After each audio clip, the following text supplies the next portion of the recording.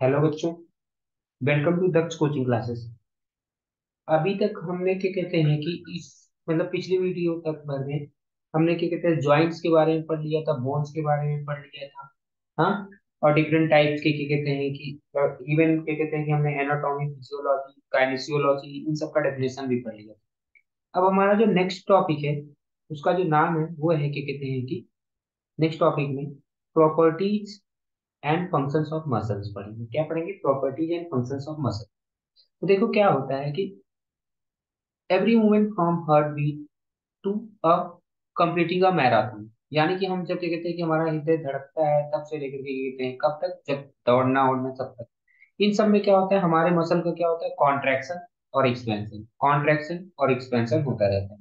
तो एक्चुअल में ये मसल क्या होता है? एक प्रकार से टिश्यू। मसल भी क्या है? टिश्यू ही है। अब मसल टिश्यू क्या कहते हैं कि तीन प्रकार के होते हैं। जो टाइप्स ऑफ मसल टिश्यू है वो कितने प्रकार के हैं? तीन प्रकार के। एक होता है स्केलेटल मसल होता है।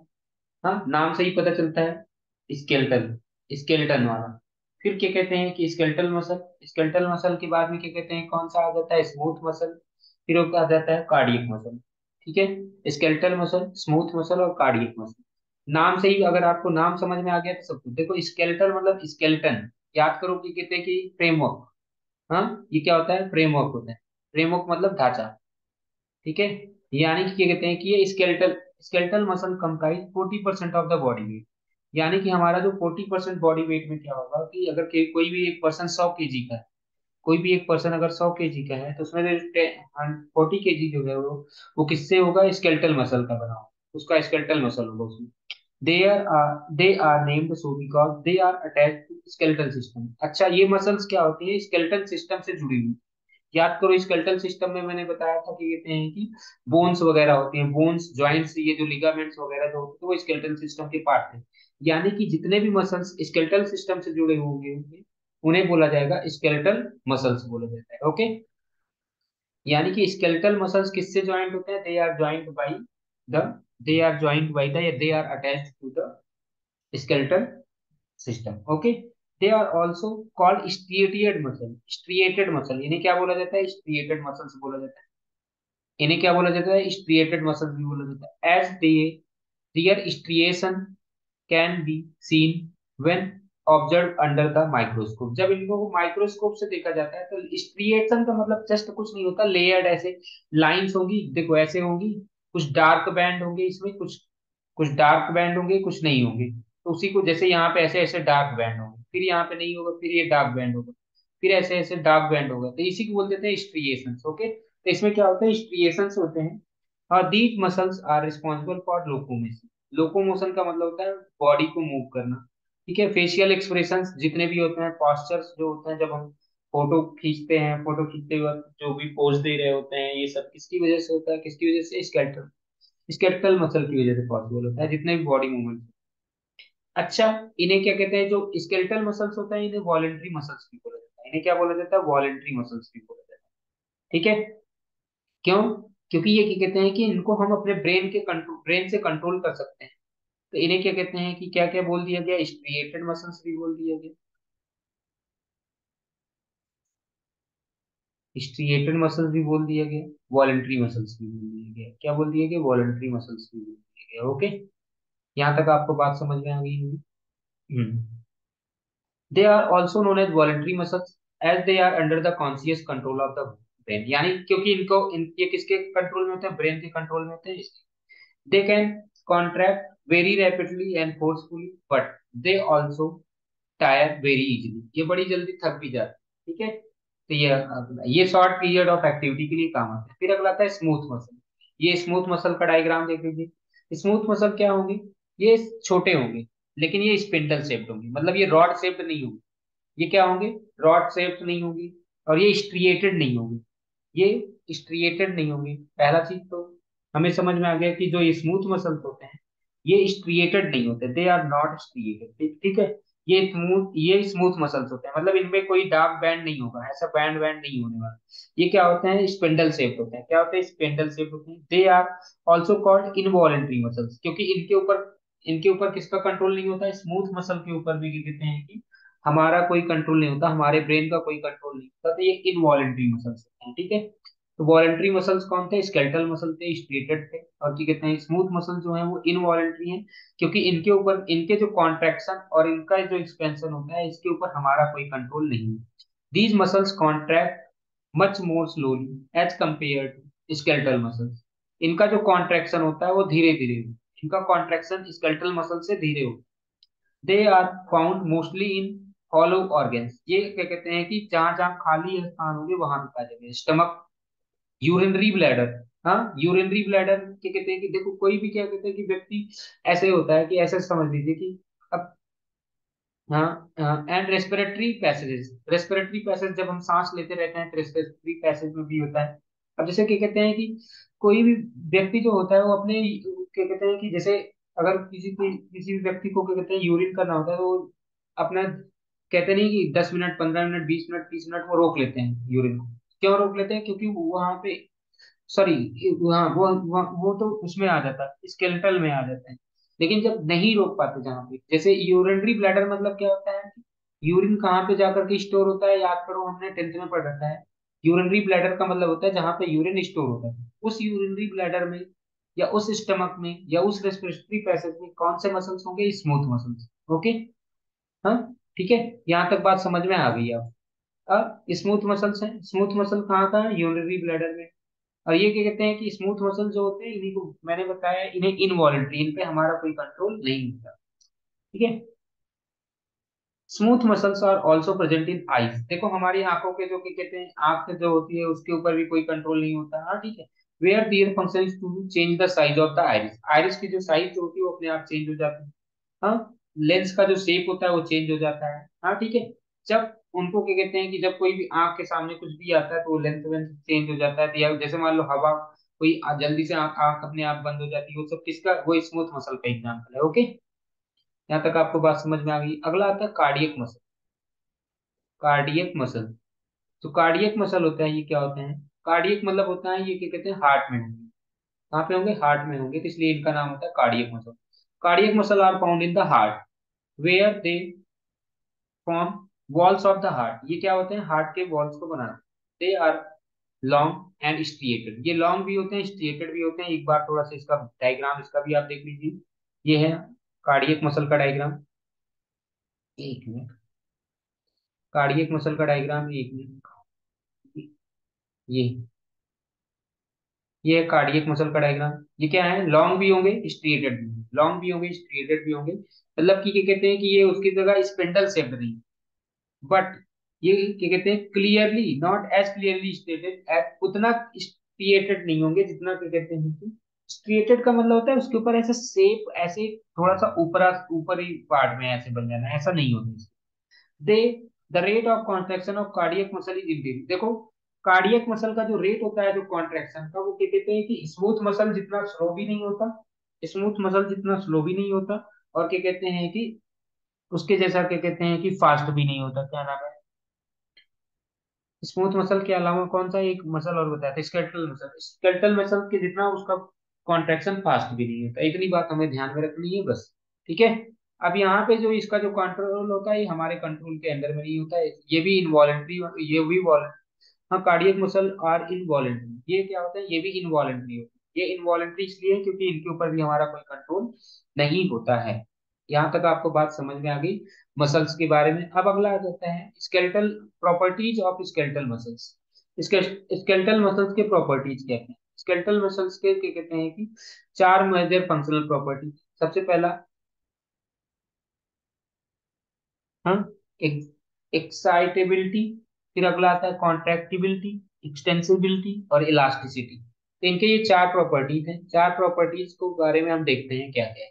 सबसे पहला हाँ, एक्साइटेबिलिटी। इसमें क्या होता है? Is ability to respond to the stimulus. मान लो कि क्या कहते हैं कि कोई भी सिमुलस आया।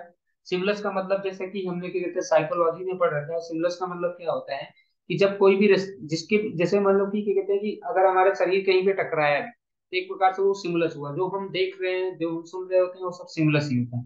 तो ये एक्साइटेबिलिटी जो होती है विच में बी डिलीवर्ड फ्रॉम द, हाँ, मोटर न्यूरॉन। अब जैसे मान लो किसी ने हमारे हाथ को टच किया तो हमारा हाथ तुरंत रिस्पॉन्स कर देगा। तो ये क्या हुआ? यही होता है एक्साइटेबिलिटी। कितनी आसानी से वो कितने जल्दी से क्या कहता है रिस्पॉन्ड कर रहा है। फिर अगला आता है कॉन्ट्रेक्टिबिलिटी। कॉन्ट्रैक्टिबिलिटी मतलब होता है कि जो हमारे जो मसल्स होते हैं वो कितने छोटे हो सकते हैं, कितने छोटे हो सकते हैं, कितना कॉन्ट्रैक्शन हो सकता है, ठीक है। Ability of self contraction, okay. और एक्सटेंसिबिलिटी मतलब वो कितना स्ट्रेच हो सकते हैं, कितना वो फैल सकते हैं। Capacity to lengthen is known as extensibility. Elasticity का मतलब क्या होता है? इलास्टिसिटी का मतलब क्या होता है? वो आया, फिर से मतलब कि पहले वो क्या कहते हैं फैल गया, फिर से क्या कहते हैं सिकुड़ गया। मतलब कॉन्ट्रैक्शन और एक्सपेंशन का जो प्रोसेस होता है, जिस प्रॉपर्टी के कारण होता है, वो क्या होता है? इलास्टिसिटी। ये चारों के चारों ही प्रॉपर्टी किसके में होती है? स्केलेटल मसल में, ओके। अब अगला आता है functions of muscles. Functions of muscles का सबसे इंपॉर्टेंट फंक्शन जो है मसल्स का, वो क्या होता है? मूवमेंट। जो फंक्शन ऑफ मसल सबसे इंपॉर्टेंट फंक्शन जो है वो क्या होता है? Movement. Muscles give rigidity to our body. ये हमारी बॉडी को क्या देते हैं? रिजिडिटी देते हैं। Skeletal muscles can yank and pull the bones in skeleton. जो स्केलेटन में क्या कहते हैं कि जो मसल्स होते हैं वो, हाँ, जो बोन्स होंगे वो क्या कहते हैं कि उनको क्या करते हैं? उनको एक क्या कहते हैं कि फ्रेमवर्क देते हैं, उनको मूव कराने, वॉकिंग करने में, च्यूइंग करने में, रनिंग करने में, हमारे ये सब क्या करते हैं कि उन बोन्स का यूज करते हैं और सहायता करते हैं बॉडी मूव।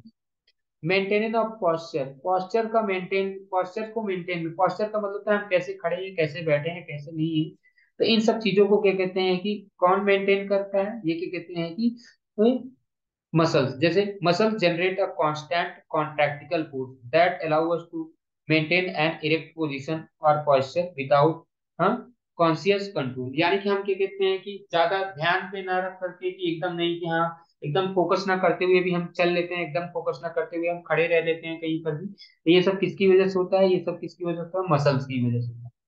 हीट जनरेशन में भी मसल सहायता करता है। जब हमारा मसल कॉन्ट्रैक्ट करेगा, हाँ, जब मसल हमारा कॉन्ट्रैक्ट करता है तो उससे क्या होता है? टेम्परेचर बाहर आता है, हाँ। तो क्या कहते हैं? उससे हीट भी बाहर आती है। Contraction of muscles generate heat. जो कॉन्ट्रैक्शन जो मसल का होता है वो हीट को जनरेट करेगा, which is essential for the maintenance of temperature. यानी कि कहते हैं कि हमारे बॉडी को टेम्परेचर को मेंटेन भी करना होता है। वो कौन सहायता करता है टेम्परेचर मेंटेन करने में? वो क्या कहते हैं कि स्केलेटल मसल क्या कहते हैं कि हमारे, सॉरी, मसल्स हमारी सहायता करते हैं। फिर अगला आता है हीट जनरेशन के साथ साथ में क्या कहते हैं कि, फिर अगला आता है हीट जनरेशन के साथ साथ में रेस्पिरेशन। रेस्पिरेशन भी क्या कहते हैं कि जितने भी, देखो, our muscular system automatically drives movement of air into. देखो हमारे बॉडी में क्या होता है? एयर आता है, जाता है, और क्या कहते हैं कि एनर्जी का जनरेशन करता है। वो किसकी वजह से होता है? रेस्पिरेशन की वजह से होता है। अगला आता है, हाँ, रेस्पिरेशन की वजह से हमारा खाना डाइजेस्ट होकर के एनर्जी को प्रोड्यूस करता है, ठीक है। अगला आता है constriction of organs and blood vessels. Blood vessels को क्या होता है कि एक स्थान से दूसरे स्थान पे जाएगा, और कहीं पे क्या कहते हैं कि ब्लड वेसल्स के थ्रू क्या कहते हैं कि ब्लड का आना जाना होगा।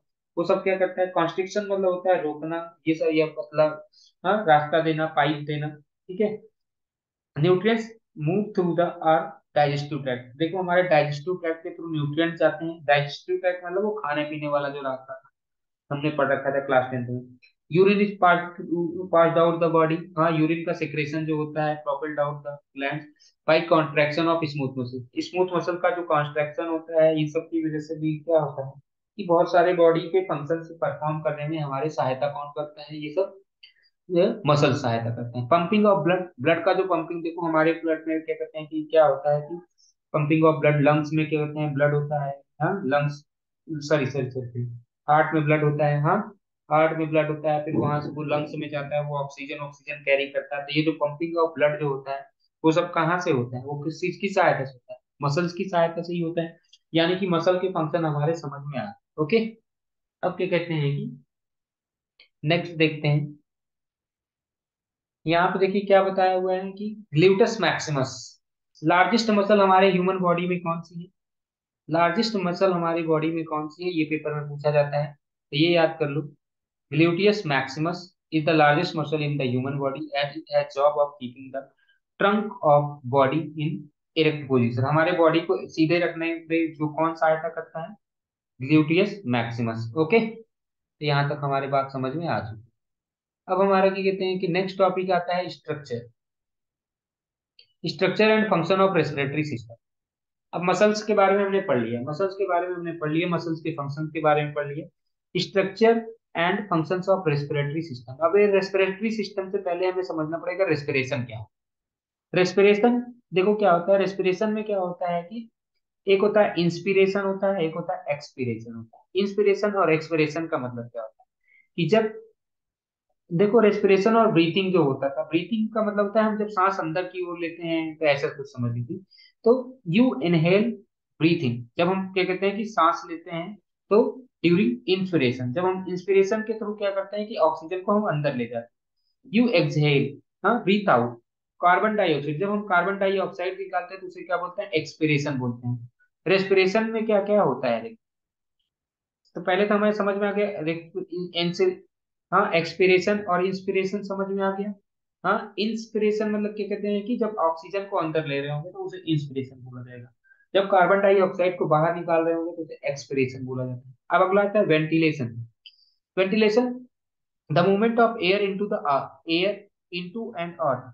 जब वेंटिलेशन क्या होता है पूछ लेंगे पेपर में, डिफाइन वेंटिलेशन, तो आपको बताना पड़ेगा the movement of air into and out of the lungs. Lungs के अंदर जो एयर का आना और बाहर जाना ही क्या कहलाता है, वेंटिलेशन। ठीक है। अब क्या कहते हैं कि gas exchange between air and in the lungs and blood. देखो जो ब्रीथिंग या रेस्पिरेशन क्या, एक्सटर्नल रेस्पिरेशन क्या होता है, एक्सटर्नल रेस्पिरेशन जो होता है वो ब्रीदिंग होती है, ये ध्यान रखना। एक्सटर्नल रेस्पिरेशन ही ब्रीदिंग होती है। पेपर में पूछा जाएगा ब्रीदिंग क्या होता है, तो जो एक्सटर्नल, जो gas exchange between air and lungs, हाँ, जो लंग्स और ब्लड के बीच में जो गैस एक्सचेंज होता है उसे हमने बोल दिया एक्सटर्नल रेस्पिरेशन बोल दिया। ठीक है।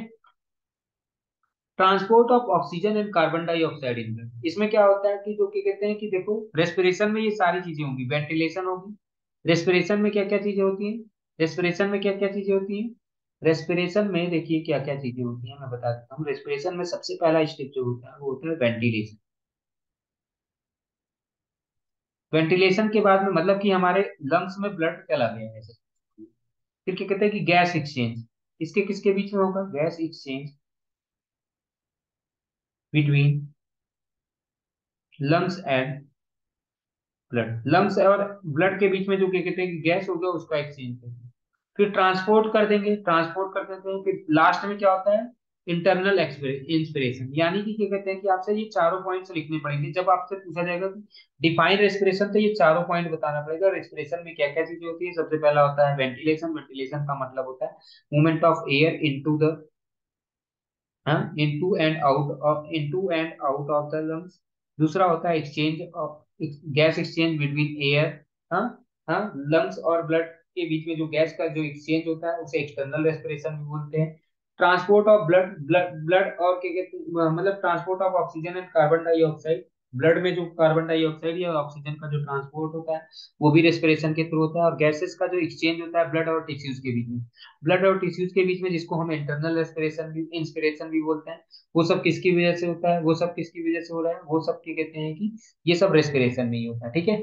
अब रेस्पिरेटरी सिस्टम में कौन कौन पार्टिसिपेट करते हैं, रेस्पिरेटरी सिस्टम में कौन कौन पार्टिसिपेट करते हैं, तो अब देखो जब हम सांस लेना शुरू करते हैं तो सबसे पहला पार्टिसिपेट क्या होता है, नॉज, नोज, हाँ, नोज से स्टार्ट करो। फिर क्या कहते हैं, नोज से जब कार्बन डाई ऑक्सीजन के कहते हैं कि अंदर जाएगी तो वो नसल कैविटी में पहुंचती है। नसल कैविटी से फिर कहाँ पे जाता है वो फेरिंग्स, फेरिंग्स के बाद में क्या होता है थैलेरिंग्स, थैलेरिंग्स के बाद में ट्रैकिया, ट्रैकिया के बाद में क्या होता है ब्रोंकी। ठीक है। तो इन सब क्या कहते हैं कि ये रेस्पिरेटरी सिस्टम के पार्ट है, इनके हम सब के बारे में पढ़ेंगे, तो एक एक के बारे में भी पढ़ते हैं। यहाँ तक बात आपको समझ में आ गई होगी। ओके। तो जैसे इस डायग्राम को भी देख लो, इस डायग्राम में भी देखोगे तो क्या कहते हैं कि यहाँ पे देखो, इस डायग्राम में भी देखोगे तो यहाँ पे लैरिंग्स फेरिंग्स बना होगा। यहाँ पे देखो ये फेरिंग्स लिखा हुआ है, यहाँ पे फेरिंग्स है। ये नसल कैविटी है, हाँ, नॉस्ट्रिल, ओरल कैविटी ये मुंह से, तो यहाँ पे ये गैस जाएगी। फिर यहाँ पे देखो लैरिंग्स है, लैरिंग्स के बाद में क्या होता है, ये यहाँ पे ट्रैकिया है। इस ट्रैकिया के थ्रू क्या कहते हैं कि लंग्स में क्या कहते हैं कि एयर चला जाता है, इस ट्रैकिया के थ्रू लंग्स में एयर चला जाता है। ओके, तो इन्हीं के बारे में भी हमें पढ़ना है। और फिर उसके बाद में ट्रैकिया, फिर ब्रोंकी, ब्रोंकी के बाद में थैलियम्स होगा। ब्रोंकी के बाद में भी क्या कहते हैं कि थैलियम्स, हम्म, ब्रोंकी के बाद में क्या है, थैलियम्स है, ब्रोंक्यूल्स है, एल्वियोली और डायाफ्राम। तो सबसे पहले नोज से स्टार्ट करते हैं। तो ठीक है, हमारे क्या कहते हैं कि रेस्पिरेटरी सिस्टम में सबसे पहला पार्ट क्या है, nose. Nose, nose usually refer to the visual structure. देखो नोज जो होता है ऊपर से दिखाई देता रहता है, it is the prominent feature of the face. And ये क्या होता है, इंटरनल नसल कैविटी का, ये जो होता है ये इंटरनल नसल कैविटी का रास्ता होता है। ठीक है, कैविटी का मतलब होता है खाली स्थान। और यहाँ पे ध्यान रखो रोज का फंक्शन क्या होता है कि ब्रीदिंग के काम में आता है। ठीक है, नसल कैविटी, नसल कैविटी का मतलब होता है पाथ, एक प्रकार से रास्ता जो खाली है। ठीक है, नसल जो एक्सटर्नल ओपनिंग को फेरिंग्स से कौन जोड़ता है, एक्सटर्नल ओपनिंग पे जो नोज का जो एक्सटर्नल ओपनिंग होता है और फेरिंग्स, इनको आपस में कौन जोड़ता है, तो नसल कैविटी। ठीक है, अब ये नसल कैविटी जो होते हैं वो डिवाइडेड होते हैं किसमें, नसल सेप्टम में डिवाइड होते हैं। नसल सेप्टम मतलब देखो ये जैसे ऐसे ये नाक है, तो इसको क्या कहते हैं कि नाक ऐसे समझ लो है, तो क्या कहते हैं कि ये जो हो गया नसल सेप्टम हो गया। ओके, ठीक है। अब इस नसल सेप्टम के थ्रू यहाँ से भी कार्बन डाइऑक्साइड या ऑक्सीजन जो भी होगा वो जाएगा, अंदर तक जाता है।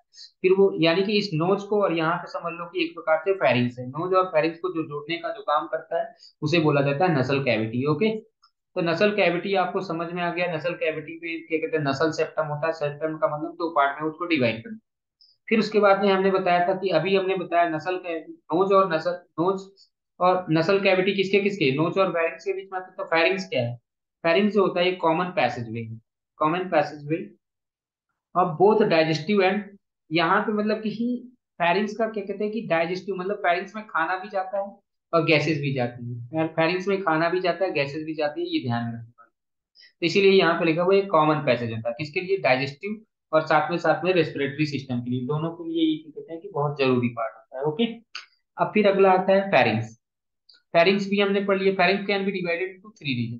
फेरिंग्स को भी हमने तीन रीजन में डिवाइड किया, फेरिंग्स को भी हमने तीन रीजन में डिवाइड कर दिया। कौन कौन से, एक का नाम है नेसोफेरिंग्स, एक का नाम है ओरोफेरिंग्स और एक का नाम है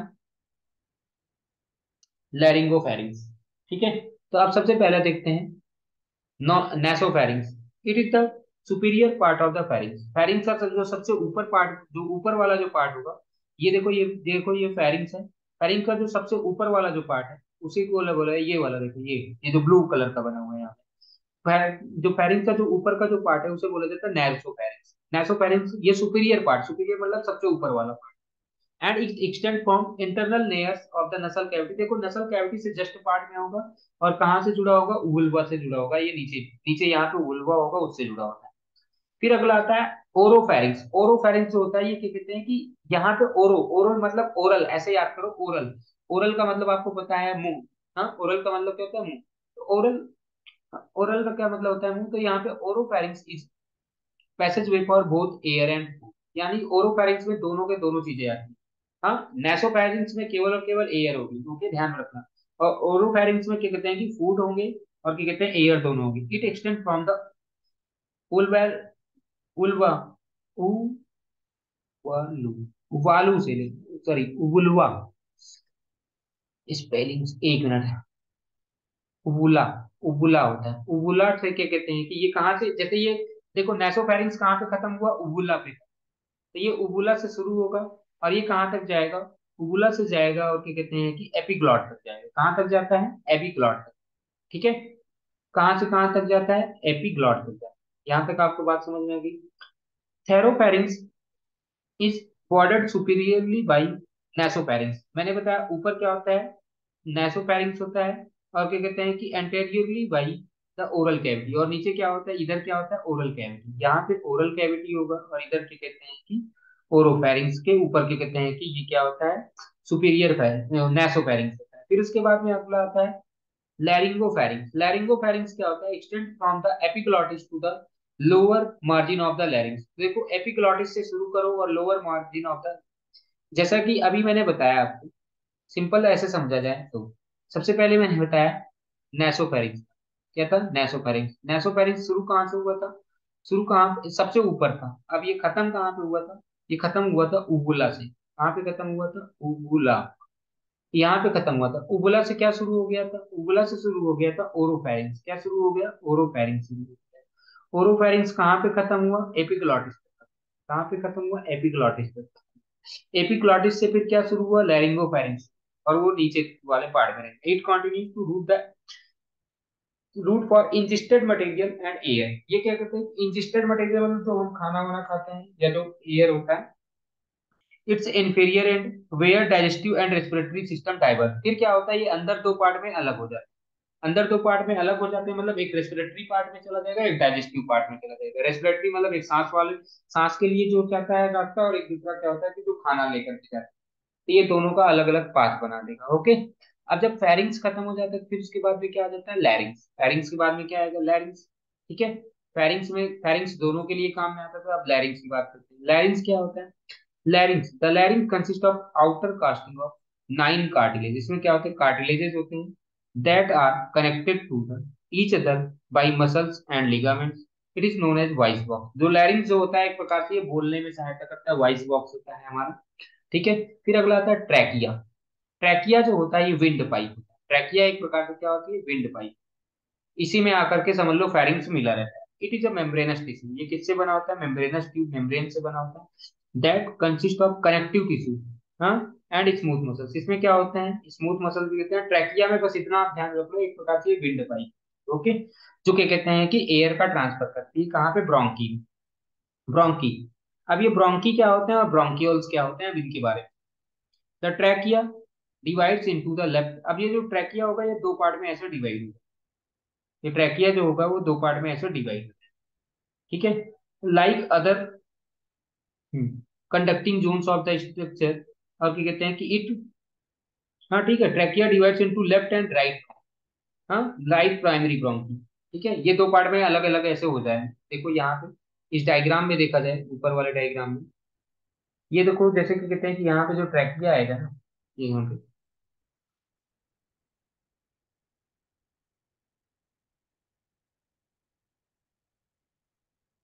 यहाँ पे ये देखो, ये ट्रैकिया जो आएगा ये दो पार्ट में ऐसे अलग अलग हो जाएगा, और ये दो पार्ट में ऐसे यहाँ पे और यहाँ पे, ये दोनों में अलग अलग रास्ते में चले जाएंगे, इन्हीं को ब्रोंकी बोला गया। ओके। तो अलग अलग पार्ट में जो ये ट्रैकिया ट्रैकिया जो डिवाइड होता है उसे क्या बोला गया, ब्रोंकी बोला गया। तो यहाँ तक आपको पता होना चाहिए। फिर उसके बाद में क्या होता है, the main the main function of bronchi like other conducting zone is to provide a passageway to air to move into and. तो क्या कहते हैं कि आपसे पूछा जाएगा ब्रोंकी का मेन फंक्शन क्या है। हाँ, ये जो इसको ही समझ लो, ब्रोंकी। ब्रोंकी का मेन फंक्शन क्या है तो बता देना। ब्रोंकी का मेन फंक्शन ये है कि ये कहते हैं कि यहाँ पे देखो, मैं बता देता हूँ क्या क्या है। इसको हटा दो यहाँ पे, इतना हटा करके पढ़ ले जाओ बस, ये हटा दे रहा हूँ। अब खुद से पढ़ लीजिए कि मेन फंक्शंस क्या क्या है। Main function of the bronchi is to provide a passageway of air to move into the out. यानी कि क्या कहते हैं, लंग्स से एयर को लंग्स में एंटर कराना और एयर को लंग्स से बाहर निकालना, एयर को लंग्स के अंदर कराना और एयर को लंग्स से बाहर निकालने का जो मेन फंक्शन करता है वो होता है ब्रोंकी का काम। ठीक है। In addition the mucus membrane traps debris and pathogens. ये क्या कहते हैं कि यहाँ पे इसमें कुछ म्यूकस मेम्ब्रेन होते हैं जो क्या कहते हैं डेब्री, और क्या कहते हैं कि पैथोजेंस। पैथोजेंस क्या कहते हैं कि जैसे मान लो कि कोई की क्या कहते हैं कि बैक्टीरिया हो गया, इन सबको भी क्या कहते हैं कि वो अरेस्ट कर लेता है, मतलब रास्ते में ही रोक लेता है। कौन, ब्रोंकी। ठीक है। अब फिर अगला आता है ब्रोंकी के आगे जो होते हैं वो ब्रोंकियोल्स बनता है। वो ब्रोंकी आगे जाकर के वो ब्रोंकी जो होगी, जैसे समझना, ये है ट्रैकिया। ये ट्रैकिया दो पार्ट में डिवाइड होगी, एक इधर चली गई, एक इधर चली गई। अब ये ट्रैकिया आगे भी जा करके दो और भी पार्ट में डिवाइड होगी, ऐसे डिवाइड होगी। ओके। और भी पार्ट में ये ट्रैकिया जो है वो आगे भी जा करके छोटे छोटे, सॉरी, ये ब्रोंकी बन गए। अब ये ब्रोंकी भी क्या होंगे, आगे भी चल करके, आगे जा करके ना, ये ब्रोंकी भी क्या होंगे कि दो पार्ट में ऐसे डिवाइड होते जाएंगे, सेवरल पार्ट्स में ऐसे डिवाइड होते जाएंगे। ये फिर अर्ध फर्दर आगे ऐसे डिवाइड होता चला जाएगा, मतलब कि, तो ये ब्रोंकी जब और डिवाइड होते हैं तो उन्हें ब्रोंक्यूल्स बोला जाता है। ब्रोंकी फर्दर जब डिवाइड होते हैं उन्हें क्या बोला जाता है, ब्रोंक्यूल्स बोला जाता है। Bronchioles which are about 1 millimetre, 1 millimetre in diameter. ये क्या होता है कि 1 मिलीमीटर होता है डायमीटर में, कितना होता है, 1 mm in diameter. Further branch until they, मैंने बताया ना कि जब तक वो ब्रोंक्यूल्स के एंड पे नहीं जाते वो तब तक ऐसे ये ब्रांचिंग इनकी होती रहती है। देखना, ये एक ट्रैकिया है, ऐसे ऐसे समझ लो, एक ट्रैकिया आ गया। अब ये ट्रैकिया दो पार्ट में डिवाइड होगी। अब इस पार्ट को समझ लो, ये पार्ट फिर से क्या कहते हैं कि ऐसे दो पार्ट में ये फिर से ऐसे ये अलग हो जाएगा। अब ये फिर से दो पार्ट में ये ऐसे अलग हो जाएगा।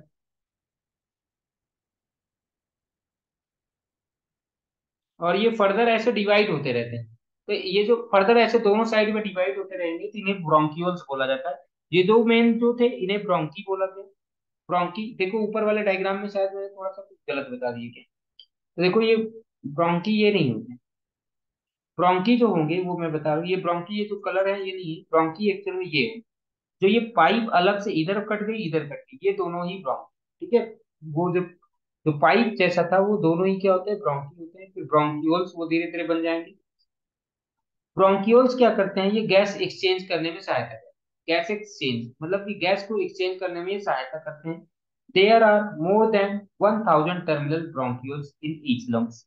हर लंग्स में, हर लंग्स मतलब दो लंग्स होते हैं हमारे पास, और दोनों ही लंग्स में क्या कहते हैं कि वो क्या कहते हैं कि कितना, दोनों मतलब कि यहाँ पे लेफ्ट लंग का लेफ्ट पार्ट और लंग का राइट पार्ट जो होता है वो उसकी बात कर रहे हैं। और दोनों में लगभग लगभग 1000 ब्रोंक्यूल्स होते हैं। The muscular walls of the bronchioles not contain cartilage. ये जो मस्कुलर वॉल्स होते हैं इसमें कार्टिलेज नहीं होते। अच्छा, ब्रोंकी में तो कार्टिलेज होते हैं लेकिन ब्रोंक्यूल्स में कार्टिलेज नहीं है, ठीक है। This increase the end decrease the air flow through the tube. तो यानी क्या कहते हैं कि ये मसलर वॉल्स, ठीक है।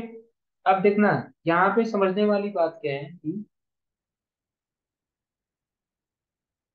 यहाँ पे समझने वाली बात क्या है कि इसमें कार्टिलेज नहीं होती। कार्टिलेज नहीं होते, ये मसल से बने होते हैं ताकि उसको एक्सपैंड कर सके आसानी से। फिर अगला आता है, जैसे ही मस्कुलर के बाद में क्या होता है, एल्वियोली आ जाता है। मस्कुलर के बाद में, मसल के बाद में क्या होता है, एल्वियोली। एल्वियोली को ऐसे छोटे छोटे गुब्बारे जैसे समझ लो, जो बीच में जगह रहती है, बीच में उनमें स्पेस होता है, छोटे छोटे एकदम समझ लो, गुब्बारे जैसे एकदम समझ लो, छोटे से रहते हैं एल्वियोली। देखो यहाँ पे देखो, ये अभी हमने बता दिया, ये समझ लो एक टर्मिनल ब्रोंकी हो गया जहाँ पे ये खत्म हो गया। अब यहाँ पे देखो ऐसे ये छोटे छोटे एल्वियोली हैं, ऐसे बहुत सारे एल्वियोली हैं छोटे, ठीक है। ये एक एक एल्वियोली है। तो भाई एल्वियोली जो होता है वो एल्वियोलर डक्ट, डक्ट का मतलब समझ लो एक खाली स्थान होता है, ठीक है। With a tube composed of smooth muscle. इस एल्वियोली जो होता है इसमें क्या होता है, स्मूथ मसल और कनेक्टिव टिश्यू होते हैं। एल्वियोली में क्या होता है, स्मूथ मसल होते हैं, और ये फाइनल इसी में जाकर के गैस स्टोर होती है, ऐसे समझ लो। Which open in the cluster of alveoli. जो एल्वियोली होते हैं वो बहुत सारे एल्वियोली में जाकर के करते हैं। And alveolus is one of the end alveolus is one of the many small grape like, जैसे ग्रेप्स नहीं होते ऐसे ऐसे ऐसे ऐसे ऐसे समझ लो, तो ये सब क्या कहते हैं कि एल्वियोलस है, इसी में जाकर के गैस का। अब यहीं पे क्या कहते हैं कि इसी में जाकर के गैस का फाइनली गैस का ट्रांसफर यहाँ से होता है। गैस का जो ब्लड में जो ट्रांसफर होता है वो कहाँ से होता है, एल्वियोली से होता है। गैस का जो ब्लड में जो ट्रांसफर होता है लंग्स में, वो किसके थ्रू होता है, एल्वियोली से होता है, ओके। अब देखो लंग्स, फिर क्या कहते हैं कि लंग्स, अगर हमने रेस्पिरेटरी सिस्टम पढ़ा है तो उसमें लंग्स तो आएगा ही है। The lungs are the principal organ of respiration. Respiratory system का जो मेन सबसे पार्ट है वो क्या होता है, लंग्स। अब देखो, दीज स्पॉन्जी पिंकिश ऑर्गन्स, ये स्पॉन्जी होते हैं। Look to upside down cones, ये देखो ये अपसाइड और ये डाउन, इन्हीं को बोला गया है। In your chest lungs are divided into two part. Lungs को हमने लेफ्ट लंग, ये लेफ्ट लंग हो गया, और ये राइट लंग, ठीक है। तो लंग को हमने दो पार्ट में बांट रखा है, लेफ्ट और right. The lung left is made up of three lobes. देखो लेफ्ट वाला जो लंग होता है, जो राइट वाला जो रंग है, सॉरी, ये देखो इसको हमने बोल दिया है राइट। राइट कैसे, अब अपने आप को ऐसे सीधे रख लो, अपने आप को समझ लो कि तो ये राइट वाला पार्ट हो गया, और ये लेफ्ट वाला। अब राइट वाले में देखो कितने होते हैं, थ्री लोब्स। थ्री लोब्स मतलब क्या हो गया सर, थ्री लोब्स का मतलब ये हो गया भाई, ये देखो जहाँ जैसे यहाँ पे ये देखो एक लाइन ये पार्ट में डिवाइड कर दी, एक दूसरा ये पार्ट है, तीसरा ये पार्ट है। तो लंग्स देखो, ये जो लेफ्ट राइट वाला जो है, राइट वाला वो कितने कितने में पार्ट में डिवाइड है, थ्री लोब्स में। और जो लेफ्ट लंग यानी कि ये वाला जो पार्ट है वो केवल दो पार्ट में डिवाइड, एक ये एक ये, ठीक है। लेफ्ट लंग जो है वो केवल और केवल दो पार्ट में डिवाइड है, और जो राइट वाला जो लंग है वो तीन पार्ट में डिवाइड है, यानी थ्री लोब्स हैं, ठीक है। अब नीचे क्या होता है, डायफ्राम है यहाँ पे। डायफ्राम के बारे में भी बता देता हूँ कि डायफ्राम क्या होता है। हम्म, हम्म, हम्म, ये डायफ्राम। अब देखो यहाँ पे क्या होगा, ऐसे डायफ्राम है, ठीक है। कहाँ पे, ये क्या कहते हैं कि ये ऐसे नीचे क्या होगा, डायफ्राम होगा। तो diaphragm is a thin skeletal muscle. Diaphragm क्या होता है, एक स्केलेटल मसल होता है जो सेपरेट करता है एब्डोमेन को चेस्ट से। एब्डोमेन मतलब पेट को चेस्ट से जो अलग करने वाला जो काम है तो वो कौन करता है, डायफ्राम। कौन करता है, diaphragm. It contracts and flatten when you inhale. जब तुम क्या कहते हैं कि सांस लेते हो या सब सांस छोड़ते हो तो क्या होता है ये, जब तुम सांस लोगे, जब अंदर की ओर सांस लोगे तो क्या होता है कि ये क्या कहते हैं कि जो ये क्या होता है फैल जाता है, जो कि डायाफ्राम क्या होता है फैल जाता है। लेकिन जब तुम सांस छोड़ते हो तो क्या कहते हैं कि जो डायाफ्राम जो होता है वो कॉन्ट्रैक्ट हो जाता है। यानी कि this creates a vacuum effect, यानी कि बीच में क्या कहते हैं कि ये इफेक्ट को एक खाली स्थान क्रिएट करता है ताकि एयर अंदर जा सके, और एक खाली स्थान को बाहर धकेलता है ताकि एयर बाहर जा सके। तो यही यहाँ पे लिखा हुआ है कि जब तुम एक्सेल करते हो, जब तुम क्या कहते हैं सांस छोड़ते हो तो डायफ्राम क्या होता है रिलैक्स होता है, और जब तुम सांस लेते हो तो क्या कहते हैं, हाँ, मतलब कि क्या कहते हैं कि the air is pushed out.